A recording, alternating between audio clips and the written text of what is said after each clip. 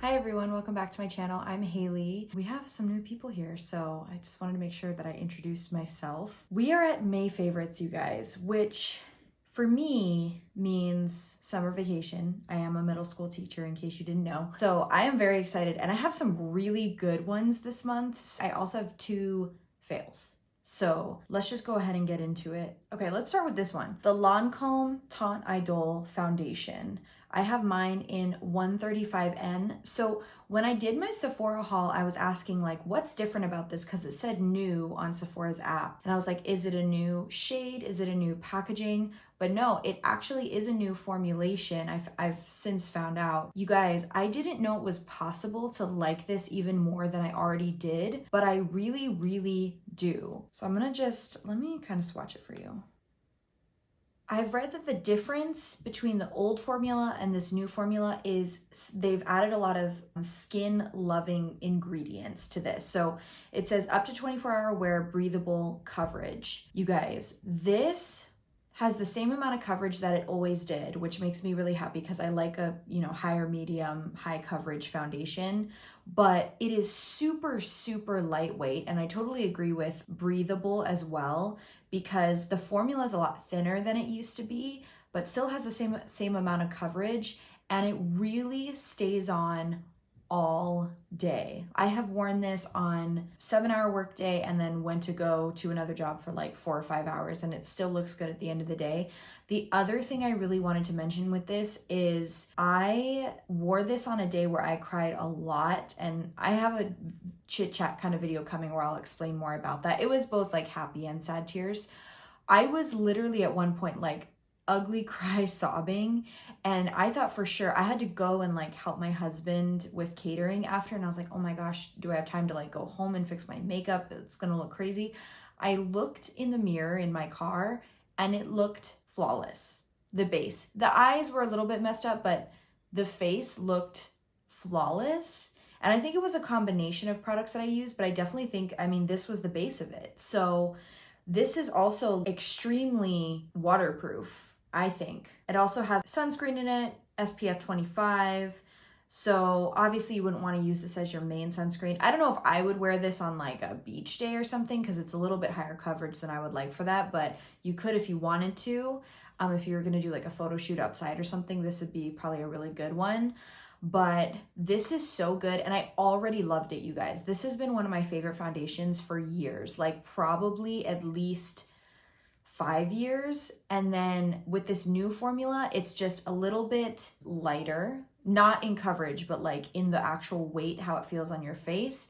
The skincare loving ingredients are really great, and it lasts all day. Like, I didn't know it was possible to love this product more, but apparently you can. Okay, next is this Sephora concealer brush number 71. I have been looking for a good concealer brush for a long time. This one I love because of the shape of it. It really helps get underneath your eyes well. It works really well with my IRL concealer from Revolution. What I also love about this is you could even use it, I'm actually like kind of considering getting a second one, for like a nose contour.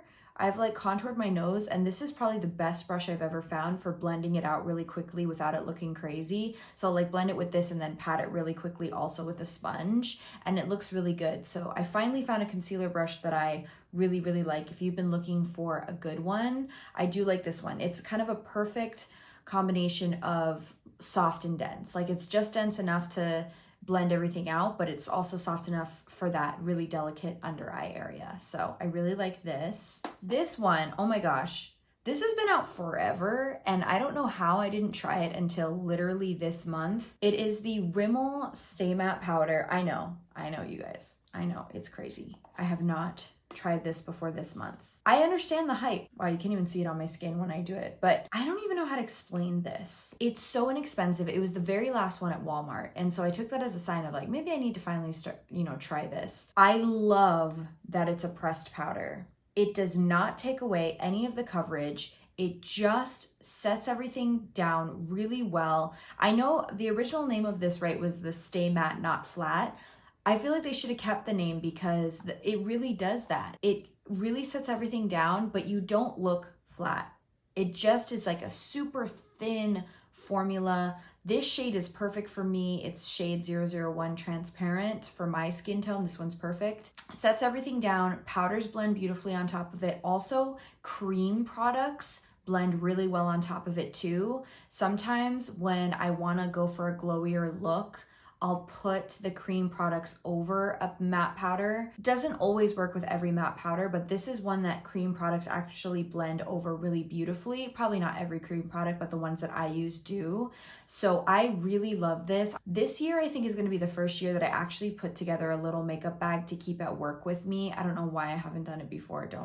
I don't know. This, I'm gonna grab another one and throw it in there because I definitely can see myself with like a much glowier foundation using this for touch-ups throughout the day, like just taking a little brush and touching up around my T-zone. This is so good. If you haven't tried it, it really is a cult favorite for a reason. I really, really like it. I feel like this is another one that people have been loving for a while, not as long as that one, but this is the Neutrogena Hydro Boost gel cream for their extra dry skin, and it's also fragrance free. I have been using this before makeup, and you guys, this is so pretty. It's super hydrating. And let me start by saying I don't normally like gel creams. I'm usually more of an actual moisturizer kind of person, but this one is such an interesting consistency where yes, it's a gel, but it's thick enough to still feel like it's doing something, but it's not so thick that makeup moves all around on top of it. This works really well for me. I have been loving this and I'm so glad I found it. Although I will say I used this in a YouTube short and somebody commented that it's actually not that great for your skin because it has alcohol in it, which I'm not totally seeing on here, but you know, I'm not a dermatologist, so I would ask your doctor if you're not too sure about this one, but I've really been liking it personally under makeup. You could use this at night too, but I have another one I'm really liking for nighttime, but I don't think I'm ready to talk about it in a favorites video yet, but it might be coming next month. This one, oh my gosh, one of you guys introduced this to me, and it is the L'Oreal Infallible Flash Cat Eye. And I know it looks bulky. You can actually take this out, which I only recently discovered. You're supposed to be able to use this to like make a wing. No, I have not tried to do it. I have not tried to do that just because I like how I make my wings, but you probably could. I like the packaging of this though, because when it's in my little drawer of eyeliners, I like that I can pick it out really easily because of this little wing. This is what I love about it. This gives the NYX Epic Ink a run for its money. So it's looking a little worse for wear because I've been using it a lot, but it does have a fine tip. It's pretty matte black. It's very easy to use. It's a brush tip. That's what I love about it. So this is one, definitely a contender with the Epic Ink. If you have been feeling like the Epic Ink is maybe not as good as it used to be, I do think they might have changed the formula a little bit since it first came out. I would try this because I really like it. Obviously, I still like that one too, but if you've been wanting to branch out and try something different that's a brush tip, I actually have been getting into more felt tip liners, but when I want a brush tip, I've actually been reaching for this one over my NYX Epic Ink. So this is a really good one. And like I said, you can make the packaging a little smaller if this is a little too bulky for you. Okay, this is another one from my Sephora haul. So this is the Cali Ray Come Hell or High Water tubing mascara. This works really well, you guys. I do not get any smudging or flaking with this one. It's just a really good tubing mascara. Obviously, it's a little bit more expensive. You guys know I really love the Milani one as well, the highly rated lash extensions mascara. I think they're really similar formulas. The difference I'd say with the Cali Ray is I think this one is a little bit more volumizing and not as clumping, which I know sounds crazy. Like usually one that clumps a little bit more would make it a little bit more volumizing. If you put too many layers of the Milani one, it can give you like 4 lashes. Like they just clump together and then it just looks like you have 4 spiky lashes. This one does not do that. You can really layer up this one and it looks like you have more lashes than you do. I do not have great lashes. I am wearing it today. I don't know if you can tell, but I will say that's the main difference with this one. But it's a really good tubing mascara. Do I think there are some good ones at the drugstore? Yes, but if you're wanting to try another new one, I do really like this one, and this one will last all day. Again, like 12 plus hours, it does not smud. Love it. This next one is another one from the drugstore. It is the Milani Fetish Matte Lipstick in Petal. It's what I'm wearing today. This looks intimidating. Like when I first bought it, I got this off Jessica Braun's recommendation, and when I looked at it, like I opened it and I was like, whoa, that looks like it's too pink. It is very pink, but it's perfect for spring. Like it's perfect for this April, May time, and probably even into summer. It is just a really pretty pink, but it's not like a Barbie pink. It's not too pink. I will say it's still bold without being a red and without being a Barbie pink color. It's just really pretty, perfect for spring. I love this formula. It stays on super, super well. It's matte, and it actually stays in the lines pretty well, even without a lip liner, but I would use a lip liner with this one just to kind of help with longevity a little bit, but this one does last really well throughout the day. Okay, this one took me by surprise because I've had it for a long time. This is probably the one ColourPop product that I've liked the most. I've tried a few and they always disappoint me because I feel like the hype is so big and I'm like, is it really that good? And most of the ones I tried have not been that great. So this is actually their Super Shock highlighter in Lunch Money. I used this so much at the start of the month. We had a friend staying with us, and so again, he was staying in this room, so I just had to like take a makeup bag and grab a bunch of products. So I grabbed this one, and this is so pretty on the skin. When you first put it on, you're kind of like, oh, okay, you know, it's not much. I'll use my finger, tap it, and then I'll actually take like setting spray and then tap it in with a sponge, and it looks really pretty. But the magic with this one is go outside or look in your car mirror. When it catches the light, it looks so pretty, and it just looks very healthy and almost natural on the skin. I think you could really build this one up too though if you wanted to, but it just gives this really healthy glow to the skin. I love that it's kind of like a cream to powder formula. It's definitely a good one, and I can understand the hype. I really want to get some more shades of this because this one leans a little bit more warm toned, so I'd love to get maybe a cooler toned one if they have one, but I do really like this. So I'm happy I finally found a ColourPop product that I like. Last of the makeup things, I should have worn this eyeshadow palette today. I was just super excited to use my new MAC palette, which I haven't used enough to put it in a favorites video yet, but this is the Violet Voss HG palette, their Holy Grail palette. I bought this because years ago, Jessica Braun used to talk about this a lot, and I finally, in this past Sephora sale, was like, I'm gonna try it. I totally understand the hype. The shadows are thick, but in the best way. They blend so well. The mattes in here are so gorgeous. They blend beautifully. There isn't a ton of fallout. They blend together really well. They have lots of different shades in here, lots of different combinations you can use. My favorite shade though is this shade here, which is called Cool Beans. It is just the prettiest all over the lid shimmery shade. It's so pretty. Highly recommend. If you've been eyeing this one for a long time and you're like, should I buy it? It's not like a newer palette. It's pretty old. It's so good. I have reached for this so much this month. Definitely almost every single day I've been using this one and I love it. And there's shades in here that will surprise you too. Like this Ploof shade, it looks almost a little bit too pink. It's not. It looks really, really pretty on the eyelids. This crystal shade's really pretty all over if you want more of like just a natural look.